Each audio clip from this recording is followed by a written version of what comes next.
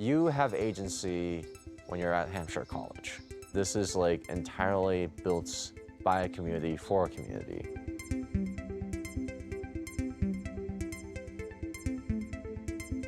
My name is Sean Song. My Div is a video game RPG about a girl named Yuya going to school to basically escape from her parents' control. But instead, she got entangled into this conflict between resurrected zombie gods. It talks about heavy subject matter, such as like depression and like identity and how communities change and such. I gathered a team of people with really good talent behind them. Bit by bit, people make assets, people make songs, people make story beats. And I started working on the story itself and the world at large and how it operates.